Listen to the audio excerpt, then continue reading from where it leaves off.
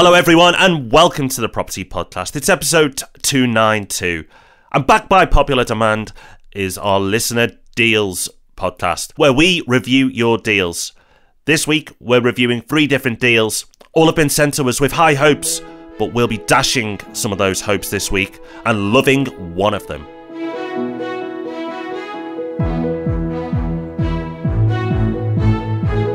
Yes, welcome to the Property Podcast, where every Thursday morning property investors come together to be informed and inspired.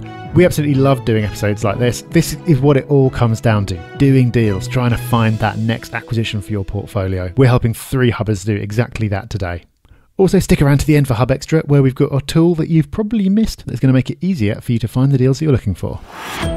This week's news story, Rob, got me a little wound up, if I'm honest.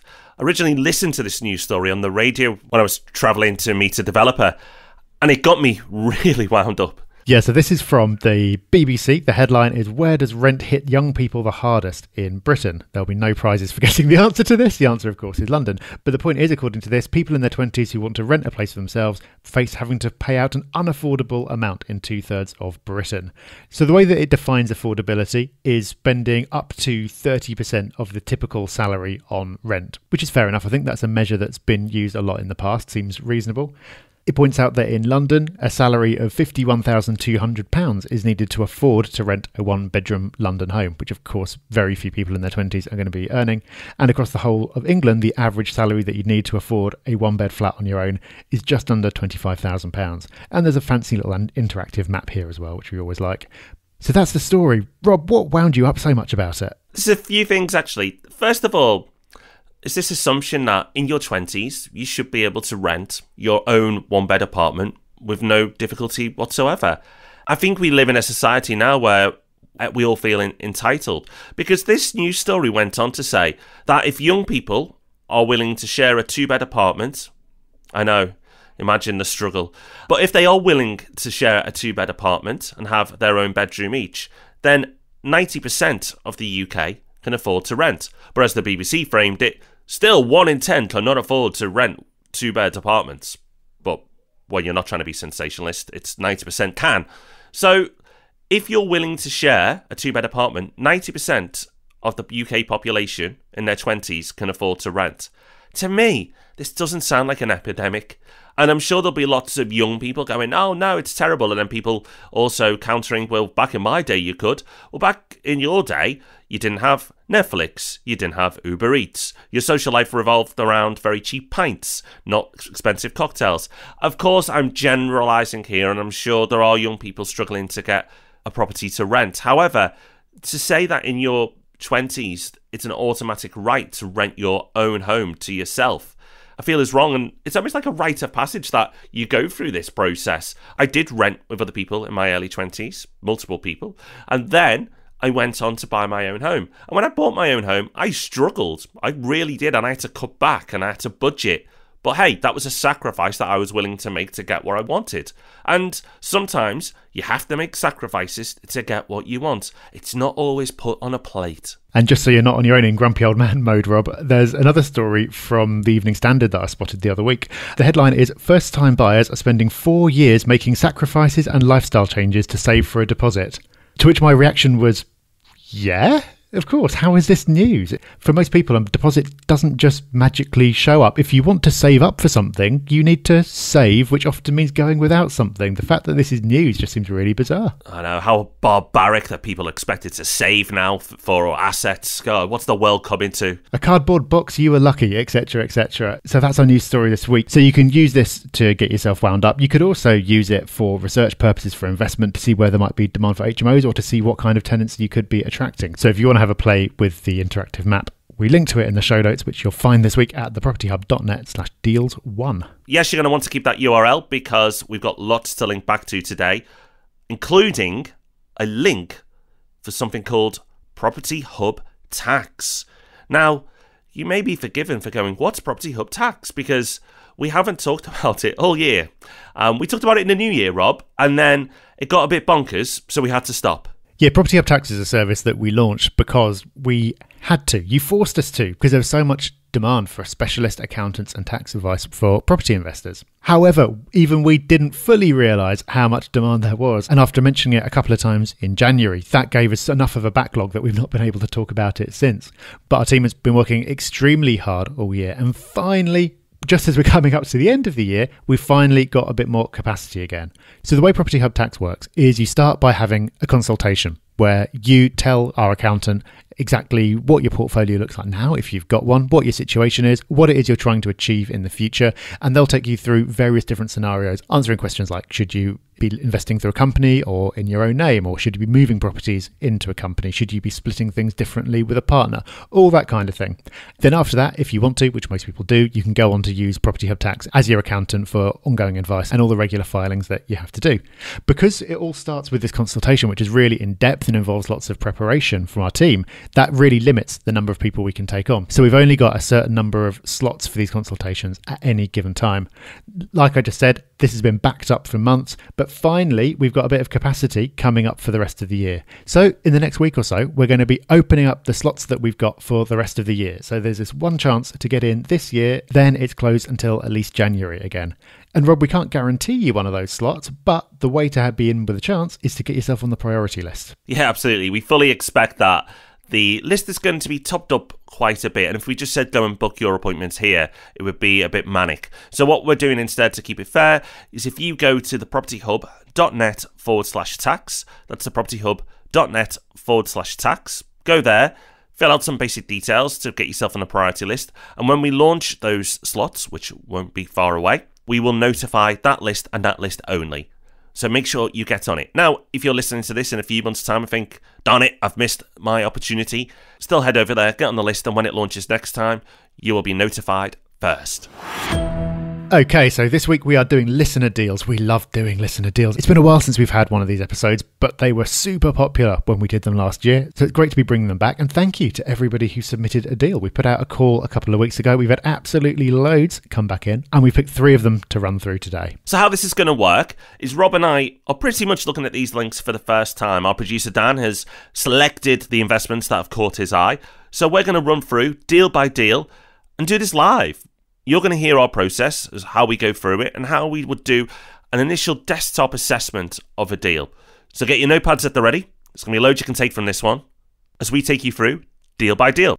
And first up, we've got a deal from Aggie, who's kindly sent us a Rightmove link. So should we dig in, Rob? What have we got? Let's do it. So this is a property in Ipswich. It's a 2-bedroom end of terrace house.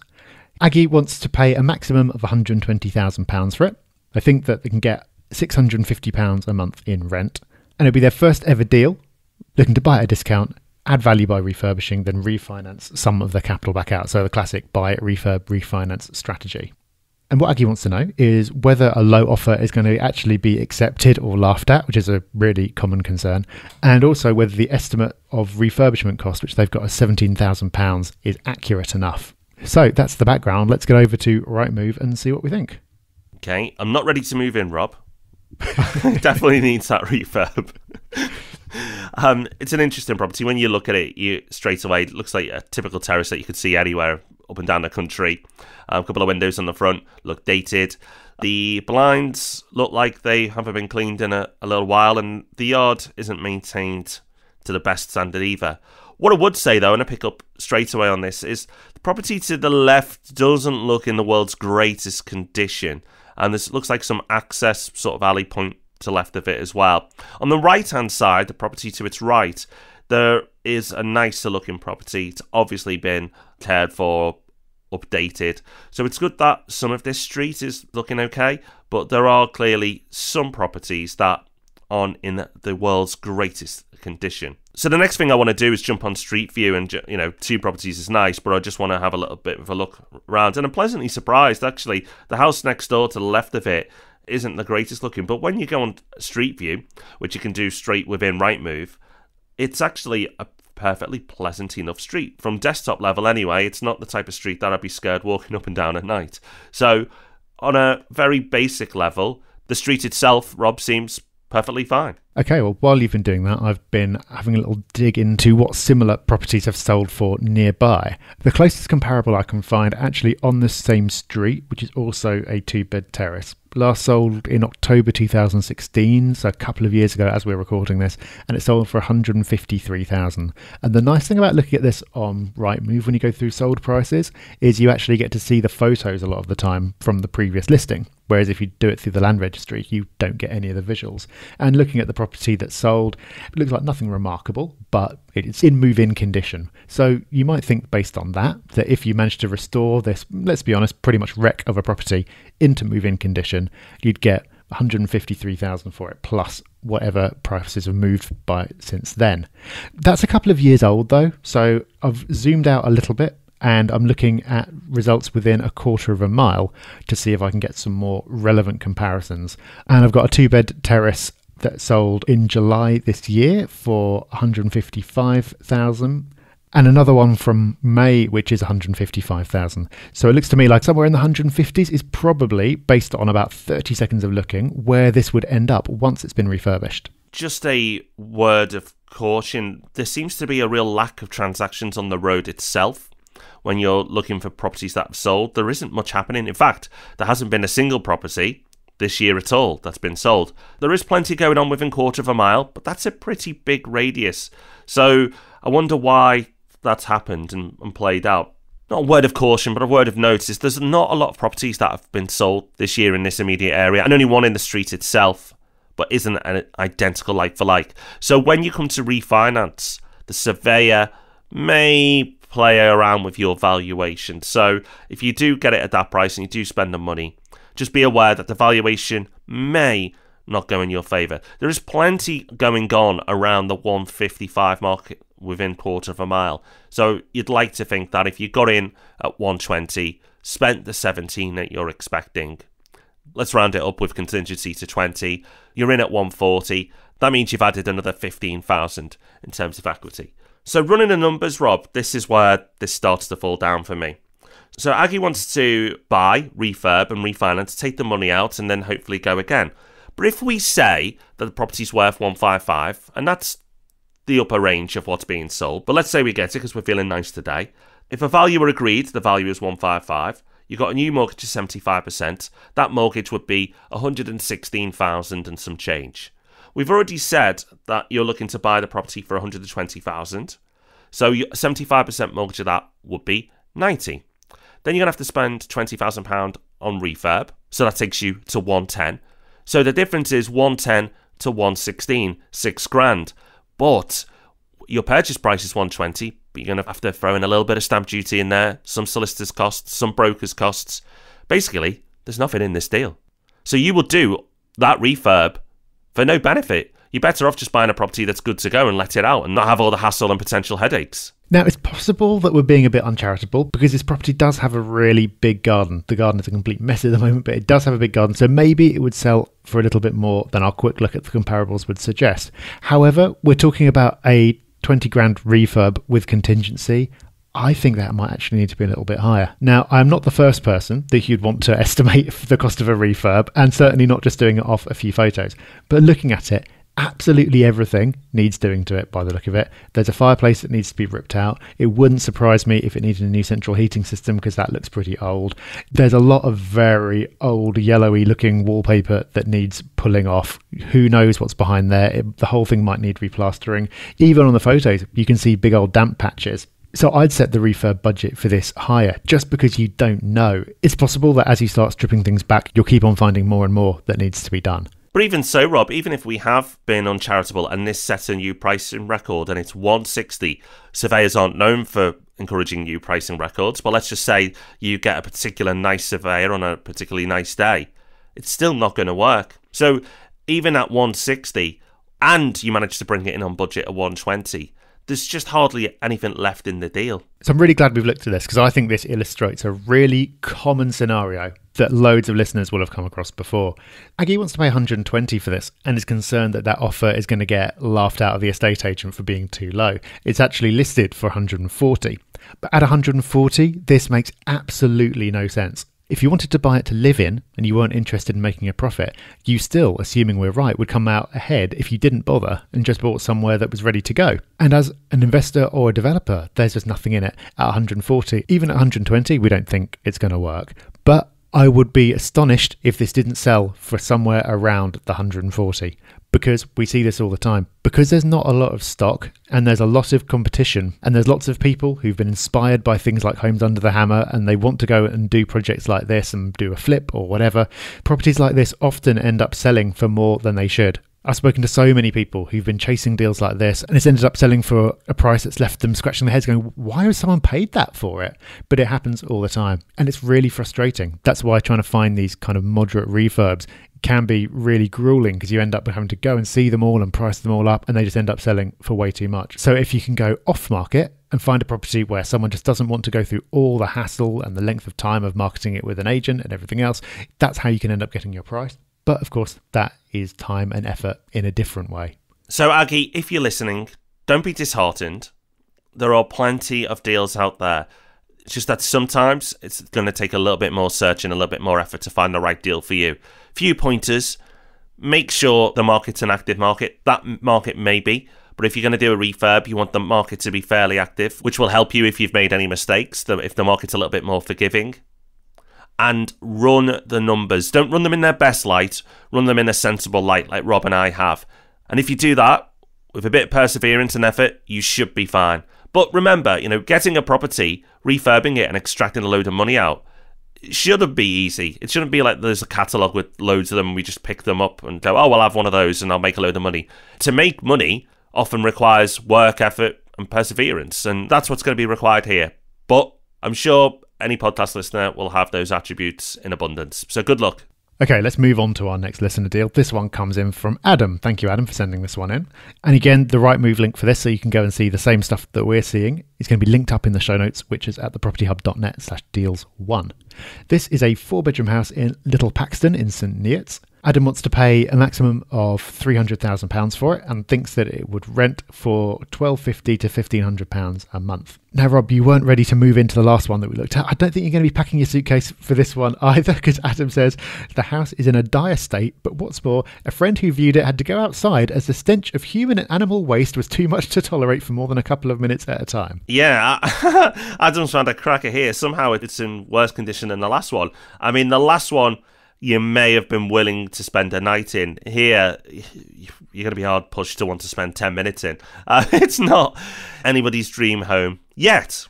I will say yet, because it does seem to be on a lovely plot and there's a lovely mature garden to the back. It clearly does have potential. The size of the plot, the property itself certainly does look like it's got room to be extended and improved. So in terms of, is it possible? Absolutely. But is it right to? That's what we need to find out. So this is a 4-bedroom property at the moment. Adam's looking at refurbishing it and also extending it into either a larger 4-bed or a 5-bed. The listing talks about the ability to extend and it's on a big plot. So clearly that's going to be an option. And Adam says it's going to sealed bids soon. So this is a probate property. It's going to sealed bids and Adam wants to know if we've got any tips on that process. So let's look at whether it's worthwhile. So at the moment, as we said, it's listed for 325. It's going to go to sealed bids. Adam wants to pay no more than 300. Let's see if the numbers stack. Well, there's a bit of a mix. Even in the immediate area, the housing stock is very different. I've gone in within quarter of a mile search of what's listed on Rightmove. I've made sure I've clicked the little box which says sold STC, which means sold subject to contract, so I can see what's been happening in the area. And when I'm looking at 4 beds upwards, the lowest price is 360, and there's stuff on the market for close to $500,000. So it's going to depend on how much you spend on this. Now, I'd like to spend 50 grand on this property, and I almost started saying that you'd get away with it, but actually I think I'm probably being too generous. To build this into an executive style home, which is what everything else is in the area, you may be going up a little bit past that, and maybe 70,000 is a number that makes a little bit more sense. Now, like Rob said, I'm no refurb expert. However, I do have an idea how much a home costs to be built. I do have an idea of what trades charge in the southeast. So 70,000, I think, is still being a little on the generous side. If you do that, and I would say that's probably without adding an extension for a 5th bedroom, is it worth it? Possibly. There are 4 beds going for over 400,000. So, on terms of the numbers, Rob, it does seem that if it's a good refurb without an extension that this property could be worth a fair bit more after it's all done. Yeah, this is a difficult one to estimate because it's not an area that we know. It's not an area where there seem to be too many transactions taking place. Certainly not for similar types of property because, like you said, there is a huge variety. So trying to figure out in a couple of minutes what it could go for isn't easy. But I've run some numbers based on what Adam thinks is possible. So he wants to pay $300,000. I'll take your figure, Rob, of a £70,000 refurb. So you're in for $370 plus your stamp duty and everything else. Then I'm going to take Adam's top end estimate of what it might rent for, which is $1,500 a month. That gives you a gross yield of 6%, which is okay-ish. And figuring out the ROI is difficult because there's lots of assumptions baked in there and everyone's going to have different assumptions, but it's certainly not going to be anything astonishing. And that's taking the best case rent level. So it doesn't look amazing as a rental, and that doesn't surprise me because it's a fairly big house on a big, really nice plot in what looks like a lovely area. And normally that's not the profile of a property that's going to have great rental demand or that's going to give a particularly high return. So I'd want to dig in more into what Adam's trying to achieve here. At first glance, it seems like it would be most suitable for a flip. And it wouldn't surprise me if that's what a lot of people interested in this property are going to be considering doing with it. If it's just a straight rental, there are lots of other properties that would work a lot better. But maybe Adam thinks there's a lot more capital growth to come in this area and he just wants to rent it out while he waits for that growth to happen. In which case, if he's happy to accept a pretty average return while he waits for that to happen, fair enough. But Rob, I believe you've spotted a potential snag with that. Yeah, I've just run the numbers on the affordability levels when it comes to mortgages. So a quick reminder on what that is. On mortgages now, there are stress tests against rentals. So for a limited company mortgage, it's tested at 5.5%, and then they want 125% coverage. I'll explain what that means. If your mortgage came in at 5.5% at £1,000, then they would want to see the rent at 1,250. So I've worked out the value of this property being 400,000 afterwards, okay? Maybe higher, but if it goes higher, these numbers are only going to be worse. So the mortgage on that would be 300,000. So if I work out £300,000 as a mortgage, times it by 5.5%, and then look at it at 125% coverage, so I times that number by 1.25, basically means that the rent needed to cover a £300,000 mortgage on a limited company is over £1,700 per month, way in excess of the top end of Adam's range. If Adam intended to buy this in his own name, those stress tests are even more stringent, so it'd be even worse. So if Adam had any intentions of pulling some money out of this property and using it for future projects, it isn't going to happen. The mortgage companies are going to require him to leave money in the property, and if he buys in his own name, may even top it up further.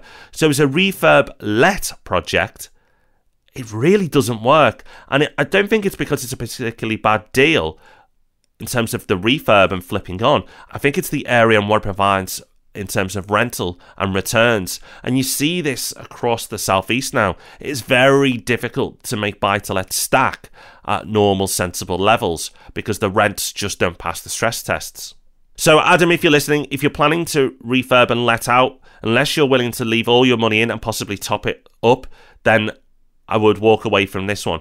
If you're going to flip it, you might be able to make a bit of money off it, but your costs in this deal with stamp duty and the rest of it are going to make it pretty tasty. So make sure you're very confident with your numbers before going ahead with a flip project. But as a buy-to-let model, buy, refurb and let, it's just not going to work. So if you do want to go ahead with this project, you want to get involved with the sealed bids, don't get obsessed with winning. You do not want to win if it means overpaying, because that means you actually lose.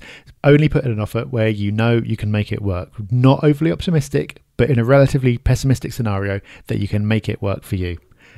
In your favour, you've got the fact that no one can bear to spend more than a minute in there because it smells so bad. That's an advantage. That means that it might have put a lot of people off, and your offer, even if it's relatively low, might get accepted. But if it doesn't, and that means that somebody's willing to pay more, well, it was never going to work for you, so you're just going to have to move on to the next one. So whatever you decide to do, good luck. Okay, so our final deal in this instalment comes from Sunny. And Sunny has found a property, Rob, in an area that I know reasonably well. It's in Whalley Range in Manchester.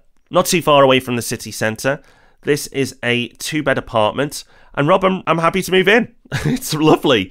It's a beautiful building that's obviously been converted. Probably was one big house way back when, been converted into apartments. Now, sometimes the conversion to these types of properties are done really well, and sometimes they're not, and they're pretty awful. But I'm pleased to say that this is beautiful. Period features throughout, lovely floors, beautiful windows, loads of light, really well decorated, lovely kitchen, good sized bedroom. It's got the lot, Rob. This one doesn't need a penny spending on it. It is in great condition. Well, you've got rental competition already, Sonny, because I want to move in as well. And I'm not willing to share, Rob, so we're going to be bidding each other up on this one. But can you afford it, Rob? Well, oh no, you're in your 30s, of course you can. Yeah, it looks like a fantastic property. Beautiful building on the outside, and the quality on the inside is superb.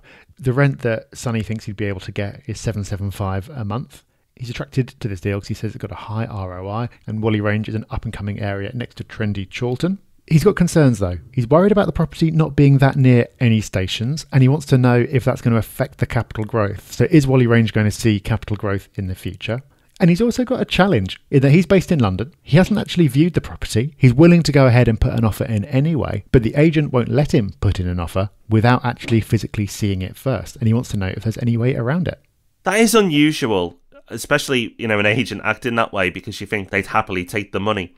But while you may disagree with your agent, I think it might be worthwhile, because Whalley Range, as you've said, is up and coming, but it's where it's coming from. It's next to Moss Side, which many people will know because it's fairly famous for not being the greatest area of Manchester. I'm not saying it's a bad area, but it's not known for being the greatest area. I'll just leave it at that. Google Moss Side for more. Now, to loop back on that, I do agree it's up and coming, but if you don't know the area, and it doesn't say whether you visited the area or not, it may be worth taking a Saturday out. Manchester's 2 hours on the train. Just get up there, go and view it, and maybe a handful more, and that may reinforce your confidence levels. But if you haven't got a trusted partner there who's done this search for you, if you're just doing this purely off desktop research, I think at least one visit, if that's the last visit you make, fine, but at least one visit, one Saturday out, may be worthwhile. I know we often talk about being hands-off investors and how anybody can do it, and that's right, it can be done. But because you don't say if you're working with somebody locally who really knows the area or not, I would say, just as a word of caution, if you're not, get on the train, have a quick visit, validate your research, and you'll be even more confident as an investor. Or you may learn something that spooks you, and you'll be glad you made that journey as well. Looking at the price of this one, it's being marketed for $165,000. On a quick glance, that seems pretty reasonable, especially given the standard that it's been done to. Within a quarter of a mile, you've got 2-bed flats which have sold for $166,000, $159,000, $165,000, $155,000, $157,000. So it's somewhere in that range. And in terms of quality, it's got to be one of the best. So no concerns there. Of course, with it being leasehold, there are going to be things to check out. So you need to look into the length of the lease, and you need to be aware of the service charge as well. If you do decide to go ahead with this, make sure your solicitor digs into the service charge history and tries to get a sense of what's coming up. Because it's an older building, there might be work that's planned that's coming up. Sometimes it's the case that a big works bill gets announced, or it's clear that a lot needs to be done, and that's why it comes onto the market, because the owner wants to sell up before that happens. In this case, I'm sure that's not the reason. It looks like it's been specifically done up by a developer for sale. Just the way that it's been staged and presented makes it look that way. But always worth looking into the details of the service charge, the lease length, and all that kind of thing, because that's going to have such an impact on the future value of your property. Now, Sonny, you've touched on capital growth, and you're concerned that because it's not next to a train station or a tram stop, there are two about 0.8 miles away, it may affect capital growth values. One of the things you've not mentioned, though, is it's got a lot of decent schools around that local area. The schools very close to this property are rated as good, and there are outstanding schools only half a mile away, plus a grammar school to boot. So there's lots in its favour in terms of good schooling, so it may attract a small young family. In fact, one of the pictures, there's a cot in there now. Although we cannot promise or guarantee you any capital growth, this area is up and coming. This area is close to the city centre, and that ripple effect of the money moving out of the city into different areas of Greater Manchester, I think should probably do you just fine. You've got a really healthy ROI there, so it suggests that the values could go north a little based on such an attractive return just for investors alone. So we're only doing desktop research, but for me, Rob, I don't think we're going to have to debate this long. The third property is definitely the strongest contender that we've looked at here. Ready to go, great ROI, really promising area, done to a great standard. Yeah, it looks like a winner. It does. Because of the standard it's been done to, you're going to be able to find good tenants for it, so it's going to be no hassle. And when it comes to resale, after that capital growth has kicked in, it will definitely appeal to first-time buyers as well, so you're not just looking at the investor market, which is going to allow you to achieve a better price as well. So in terms of the type of deal that we like to do, this is the clear winner. The first deal that we looked at, based on the quick research that we did, just isn't going to work based on the numbers. And the second deal, that one where the stench means that you can't go inside, that one is hard to say. It's not going to work as a buy-to-let, but there could be value to be added in there. A bit more research needed on that one. But don't be disheartened. If you are looking for a refurb project and you're thinking, blimey, this is hard, in the Hub Extra, we have a tool that will help you find these elusive deals. It's that part of the show now where we take the time to thank somebody who's left us a 5-star review. We love those reviews because it helps push the podcast up the rankings so other people who might be interested can find it, and it makes us feel good about ourselves as well. So Rob, who do we have to be thankful to this week? Well, a huge thanks to the following wonderful human beings and hubbers. And first up is Joe. And Joe says, I've listened to the podcast for a year now and find it hugely informative and very entertaining. I'd like to thank the two Robs for being such honourable guys and so generous with their knowledge. I've attended a couple of meetups and tend to make my attendance more regular and kickstart my investing. I would highly recommend this podcast to anybody with an interest in investing and property. Thanks a million, Joe. Well, thank you a million and one, Joe. Thank you very much. And another one in from Hugh, who says, the Robs always do their homework so thoroughly and present each topic in a clear, digestible and amusing fashion. I have and continue to learn so much, and I am sorry it's taken me so long to give you a much-deserved 5-star review. Keep it up and thank you. Well, thank you, Joe. Thank you, Hugh. Thank you to everyone who's left us a review. And thank you to everyone who's going to leave us one this week. I know it's you on the train right now. You've not left one. It's your turn. Well, that's going to spook someone out, Rob. Okay, time now for Hub Extra, where we just squeeze in that little bit more value into the show and we back it up with the Hub Extra email that will land in your inbox on a Friday morning if you are a Property Hub member. This week, a feature of Rightmove that you might have missed, because we missed it, and we even missed it when we were trying to find it earlier, because we remembered this feature had been introduced. We were staring straight at it, but we still couldn't find it. I need to go and Google where it actually was. This is Rightmove's keyword search. Zoopla had this for a while, but Rightmove's only introduced it recently, and it's great that it now is on Rightmove, because Rightmove tends to have the most properties. It's the most comprehensive. So when you go to search for a property and the listings come up and you see all the results, hiding in plain view just below the number of results at the top, it's got something saying prioritise properties with, and then you can add a keyword. If you pop a keyword in there, any listings that have that word in there will float up to the top. So it won't hide results that don't have that, but it just brings the most relevant listings to the top. So if it's important to you that the property has a garden or a basement or something like that, you can put those keywords in and it will surface those results for you, so you don't have to go digging through every listing trying to figure out if it's got a garden or a basement or not. So that's a really nice feature and relevant for today, Rob, because you've got a clever way that you can use this to find properties that might be suitable for refurb as well. Yeah, so if you want to take advantage of this tool to find refurbs, you just need to be, a little bit smart, or not even that smart really. Just type in words like project, needs updating, and modernisation, and you will find plenty of projects. And of course, there are other words which I'm sure you can come up all by yourself that you can type in as well to find these deals. It's been so difficult on Rightmove to do anything like that previously. Zoopla does have its own keyword research tool, but there are more properties on Rightmove. So by checking both and using the tools on both websites now, hopefully it'll make it that little bit easier to find those projects that you're after. Okay, that's us done for another week. Thank you so much to everyone who sent in their deals. And we had so many great ones come in that we're actually going to be doing another deals show in a few weeks' time. So listen out for that one. Let us know what else you'd like us to cover on future episodes. We're on Facebook, Twitter and Instagram at Property Hub UK. And definitely don't forget that if you want specialist tax advice from Property Hub Tax this year, now is the time. Make sure that you're on the priority list at thepropertyhub.net/tax. That's the only way you can be in with a chance of getting in when we open up slots for the rest of this year. So do not delay. If that's something you want to do, get to thepropertyhub.net/tax. And we'll leave you there. So until we see you again on Tuesday for Ask Rob and Rob, have a great week. Bye-bye. Bye-bye.